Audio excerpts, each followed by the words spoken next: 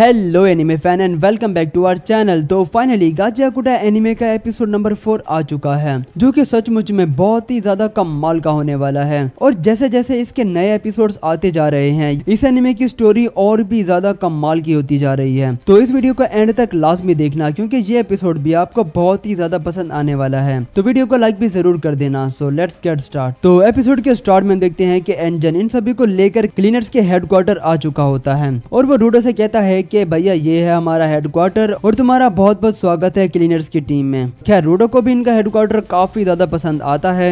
इसके फेस को देखकर तो ऐसे ही कुछ लग रहा था। खैर इसके बाद एंजन रूडो को अंदर ले जाता है और वहाँ पर उसे सबसे पहले सेमियू से मिलवाता है, जो कि यहाँ पर एक रिसेप्शनिस्ट होती है और यहाँ पर आने वाले सभी न्यू मेंबर्स को वॉच आउट करती है। और सेमुई के ग्लासेस ही उसके वाइटल इंस्ट्रूमेंट भी होते हैं, मतलब कि जो उसके ग्लासेस होते हैं वो इसकी काइनेटिक विजन को और भी ज्यादा बूस्ट कर देते हैं। यानी कि वो अपने ग्लासेस से किसी को भी देखेगी तो उस इंसान की डिटेल्स या फिर उसके बारे में जो कुछ भी वो पता लगा सकती है उसे पता चल जाएगा, या फिर उसकी पावर्स वगैरह को भी देख सकती है वो। खैर तो इसके बाद सेमियो भी रूडो से हेलो हाय करती है और कहती है कि मुझे एंजन ने पहले ही तुम्हारे बारे में सब कुछ बता दिया है, लेकिन फिर भी मैं खुद तुम्हें एक बार देख ही लेती हूँ। तो इसके बाद वो अपने ग्लासेस के एनिमा को एक्टिवेट करती है और रूडो की तरफ देखती है, लेकिन रूडो को देखने के बाद वो एकदम से शॉक्ड हो जाती है, जैसा कि उसने कुछ बहुत ही ज्यादा अजीब देख लिया हो। तो इस पर एंजन इसे पूछने लगता है कि क्या हुआ, तुमने क्या देखा? तो सेमुई से बताती है कि अरे कुछ नहीं, वो तो बस ये कह रही थी कि ये लड़का तो पहले से ही काफी ज्यादा एथलेटिक है, तो इसे ज्यादा ट्रेनिंग देने की जरूरत नहीं पड़ेगी, और साथ ही इसका इसके वाइटल इंस्ट्रूमेंट से भी काफी ज्यादा अच्छा रिलेशनशिप है, जो कि और भी ज्यादा अच्छी बात है। लेकिन ये बस अपनी पावर्स को ठीक से कंट्रोल नहीं कर सकता, तो बस इसे अपनी पावर को कंट्रोल करना सीखना होगा। तो ये सुनकर एंजन कहता है कि बस इतना ही? तो इस पर सेमियू कहती है कि हाँ बस इतना ही, लेकिन फिर भी वो कुछ डाउट में लग रही होती है। ऐसा लग रहा था कि जैसे वो कुछ छुपा रही हो। फिर इसके बाद एंजन कहता है कि ठीक है, तो अब वो रूडो को उनके बॉस से मिलवाने के लिए ले जा रहा है। जाते वक्त उसकी नजर सेमियू पर पड़ती है और उसे देखकर एंजन को भी कहीं ना कहीं ऐसा फील होता है कि शायद वो उनसे कुछ छुपा रही है रूडो के बारे में। तो इसके बाद ये लोग बॉस के रूम की तरफ जा रहे होते हैं और एंजन इसे बताता है कि यहाँ पर तकरीबन 100 से भी ज्यादा क्लीनर्स हैं जो कि यहाँ काम करते हैं, और उन सब के पास अलग अलग एबिलिटीज और पावर्स हैं, और उन सब लोगों के यहाँ पर अलग अलग रोल्स हैं। और ऐसा बहुत ही कम होता है कि सभी क्लीनर्स एक साथ यहाँ पर मौजूद हों, क्योंकि वो सभी अलग अलग जगह पर मिशंस वगैरह में बिजी होते हैं। लेकिन जो भी लोग अभी यहाँ पर मौजूद होंगे, मैं तुम्हें उन सबसे तो मिलवा ही सकता हूँ ना। तो इसके बाद एंजन एक गेट खोलता है, लेकिन वो देखता है कि यहाँ पर तो बहुत सारे क्लीनर्स भरे पड़े होते हैं, और ये देखकर वो वापिस से गेट को बंद कर देता है और कहता है कि कोई बात नहीं, हम फिर कभी मिल लेंगे। खैर तो इसके बाद ये लोग सीधा बॉस के रूम के बाहर आ जाते हैं और भाई साहब रूडो तो सीधा भागने लगता है बॉस के रूम में जाने के लिए, लेकिन तभी एंजन उसे रोक लेता है और कहता है कि भाई रुको जरा, पहले मेरी बात तो सुन लो। मुझे पता है कि तुम बस बॉस से ये पूछने के लिए जाने वाले हो कि तुम वहाँ वापिस ऊपर स्फेयर में कैसे जा सकते हो, लेकिन तुम ये सब उसे डायरेक्ट नहीं पूछ सकते, क्योंकि हो सकता है कि वो तुम्हें मना कर दें, क्योंकि वैसे भी जो इन्फॉर्मेशन होती है ना वो बहुत ही ज्यादा वैल्यूएबल होती है और उसकी कोई ना कोई कीमत चुकानी ही पड़ती है। तो पहले तुम उसे बोलना कि तुम क्लीनर्स के ग्रुप को ज्वाइन करने के लिए तैयार हो, और उसके बाद आहिस्ता आहिस्ता करके उससे ये सब इन्फॉर्मेशन निकलवा लेना। और हाँ, कभी भी बॉस से उसके वाइटल इंस्ट्रूमेंट के बारे में मत पूछना, क्योंकि ये हम सब लोगों को भी नहीं पता। तो इसके बाद ये लोग बॉस के रूम में आ जाते हैं, लेकिन ये देखते हैं कि बॉस तो यहाँ पर मौजूद ही नहीं था। तो तभी सेमियो भी यहाँ पर आ जाती है और वो कहती है कि शायद वो इन्हें ये बताना भूल गई थी कि बॉस कुछ दिनों के लिए यहाँ से बाहर गए हुए हैं और वो कुछ दिनों बाद ही आएंगे। तो इसके बाद सुनकर रूडो कहता है कि क्या सच में, ये क्या बकवास है? खैर तो इस पर एंजन कहता है कि ये तो बहुत बुरी बात है कि बॉस यहाँ पर नहीं है, और रूडो से कहता है कि सॉरी रूडो, बॉस यहाँ पर नहीं है तो हम अभी उससे नहीं मिल सकते। तो ये सुनकर रूडो इस पर चिल्लाने लगता है और कहता है कि हाँ ये तो मैंने पहले ही सुन लिया है। तो इस पर एंजन कहता है कि अब हम इसमें कर ही क्या सकते हैं, हमें बस वेट करना होगा बॉस से मिलने के लिए। तो तब यहाँ पर रियो आ जाती है और कहती है कि तो क्यों ना तुम मेरे साथ चलो और देखो कि हम लोग किस तरह से काम करते हैं, क्योंकि वैसे भी तुम ऑफिशियली तौर पर तो क्लीनर नहीं बन सकते हो जब तक कि बॉस वापस ना आ जाए, तो क्यों ना तब तक तुम मेरे साथ रहो और मुझसे ट्रेनिंग लो। तो इसी बहाने हम दोनों को भी मौका मिल जाएगा ना एक दूसरे को जानने का। और ये सुनकर तो बाई रूडो की बोलती ही बंद हो जाती है। खैर तो इसके बाद सेमियो इन्हें इनके मिशन के बारे में बताने लगती है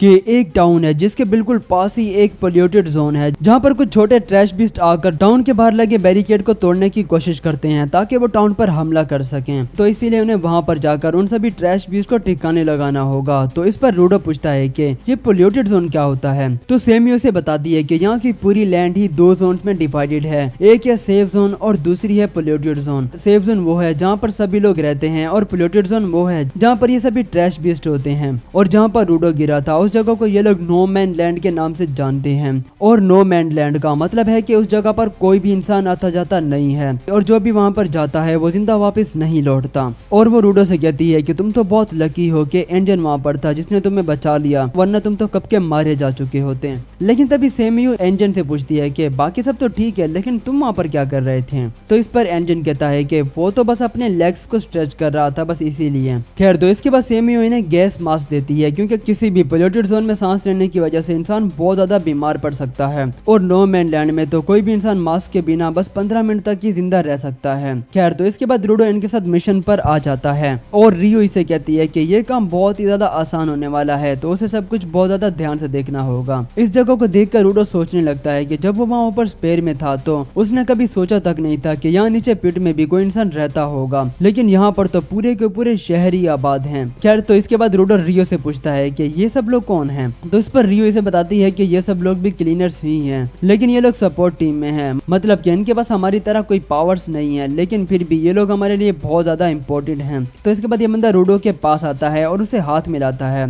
और वो इसके हाथ को पकड़कर बिल्कुल पिचका ही देता है और इस बंदे का नाम होता है ग्रिस। और रियो बताती है कि इस बंदे की ग्रिप इतनी ज्यादा स्ट्रॉन्ग है कि ये अपने एक पंच से ही एक ट्रैश बीस्ट के आउटर शेल को तोड़ सकता है। खैर, तो इसके बाद हम देखते हैं कि कुछ छोटे ट्रैश बीस्ट आकर बैरिकेड को तोड़ने की कोशिश करने लगते हैं। इन्हें देखकर रूडो की तो हालत ही खराब हो जाती है और वो कहता है कि यहाँ पर तो इतने सारे ट्रैश बीस्ट हैं, तो आखिर हम इतने सारे ट्रैश बीस्ट को कैसे हराएंगे? तुमने तो कहा था कि ये मिशन बहुत ही आसान होने वाला है। तो इस पर रियो इसे कहती है कि टेंशन लेने की कोई भी जरूरत नहीं है, इस तरह के मॉन्स्टर बहुत ही ज्यादा स्लो और वीक होते हैं। और इसके बाद ये सभी मॉन्स्टर बैरिकेड को तोड़ने की कोशिश करने लगते हैं। तो रियो कहती है कि देखा ना तुमने ये कितने ज्यादा वीक, मतलब कि ये इस बैरिकेड को डेंट तक नहीं कर पाएंगे। इन्हें देखकर रूडो समझ आता है कि ये बीस्ट बिल्कुल एक जानवर की तरह लग रहे हैं और इनका बिहेव भी बिल्कुल वैसा ही है। लेकिन तभी इसके बाद यहाँ पर कुछ बुल टाइप के बीस्ट आ जाते हैं और वो बैरिकेड को तोड़ने लगते हैं और ये पहले वाले मॉन्स्टर से काफी ज्यादा पावरफुल लग रहे थे। और इन्हें देखकर रूडो कहता है कि ये तो बहुत ज्यादा खतरनाक लग रहे हैं और अभी तुम्हें कुछ ना कुछ करना होगा। इस पर रियो कहती है कि तुम टेंशन मत लो, सब कुछ ठीक है। इसकी बात सुनकर रूडो इसे कहता है कि आखिर तुम इतनी ज्यादा चिल कैसे हो।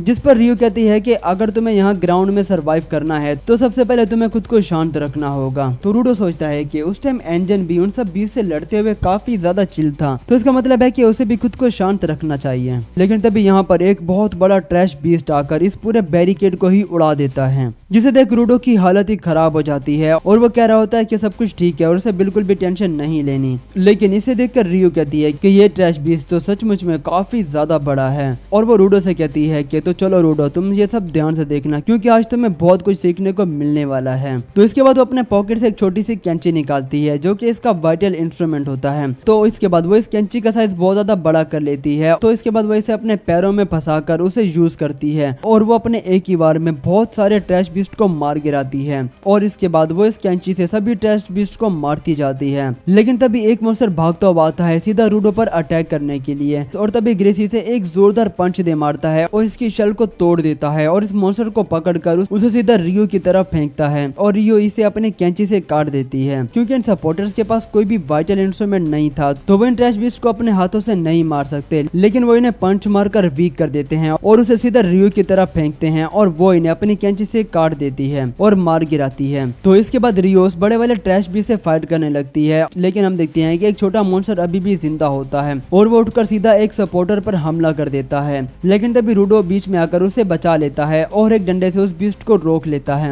लेकिन तभी वो डंडा खुद ही ट्रांसफॉर्म होकर एक पिंजरे टाइप में ट्रांसफॉर्म हो जाता है, जो देख रूडो भी काफी ज्यादा शॉक्ड हो जाता है और उसे भी समझ में नहीं आ रहा था कि आखिर ये सब कैसे हुआ। खैर, वो भी इस पिंजरे को तोड़ने वाला होता है कि तभी रियो आकर इस मॉन्स्टर को मार गिराती है और रूडो की तारीफ करने लगती है कि उसने बहुत अच्छा काम किया है। खैर, इसके बाद ग्रेस आकर रियो से पूछता है कि क्या उसने उस बड़े वाले बीस्ट को मार दिया है। तो इस पर रियो कहती है कि उसने उस बड़े वाले बीस्ट को अपने वाइटल इंस्ट्रूमेंट से बीच से ही काट दिया था, लेकिन फिर भी वो नहीं मरा, जो कि बहुत ही अजीब बात है क्योंकि ये मॉन्स्टर भी इंसानों की तरह ही होते हैं और किसी भी वाइटल इंस्ट्रूमेंट से काटे जाने के बाद ये मर जाते हैं। लेकिन ये मॉन्स्टर बाकी सभी से थोड़ा अलग था, जो कि वाइटल इंस्ट्रूमेंट से काटे जाने के बाद भी नहीं मरा। तो इसके बाद ये सपोर्टर रिपोर्टर यहाँ से चले जाते हैं इस नए तरह के मॉन्स्टर की रिपोर्टिंग करने के लिए, और रियो सीधा चली जाती है इस मॉन्स्टर पर अटैक करने के लिए। और इसके बाद वो एक बड़ी सारी छलांग लगाकर सीधा इसके फेस पर अटैक कर देती है और अपनी कैंची से इसके सर के बालों को काट देती है। और वो देखती है कि इसके सर के अंदर कुछ चमक रहा होता है, जिसके बाद ये मॉन्स्टर फिर से अपने सभी बालों को वापस से अटैच कर लेता है और एकदम से ही पागल हो जाता है और जमीन पर ही जोर जोर से टकरे मारने लगता है। तो इसके बाद रियो एक जोरदार अटैक करती है और अपनी कैंची को सीधे इसके सर के आर पार घुसा देती है और इस चमकती हुई चीज को तोड़ देती है, और ये मॉन्स्टर भी वहीं पूरी तरह से ही तबाह हो जाता है। तो इसके बाद रियो देखती है कि उस मॉन्स्टर के अंदर एक छोटा कटर होता है, जो कि एक तरह का एक वाइटल इंस्ट्रूमेंट था, जिस वजह से इस बीस्ट को पावर मिल रही थी। और इसे देखकर ये लोग सोच में पड़ जाते हैं कि आखिर ये वाइटल इंस्ट्रूमेंट इस ट्रैश बीस्ट के अंदर कैसे गया और ये सब कैसे हुआ। खैर ये तो हमें आगे चलकर पता चल ही जाएगा, लेकिन इसके बाद हम उस बंदे को देखते हैं जो कि रूडो को बेचने वाला था। वो किसी जगह पर कैद होता है और उसके सामने एक बंदा बैठा होता है जिसने अपना फेस ढक रखा था, और वो उससे रूडो के बारे में पूछने लगता है। और तभी यहाँ पर एपिसोड भी खत्म हो जाता है। तो आप लोग मुझे कमेंट में जरूर बताना कि आप लोगों को ये एपिसोड कैसा लगा।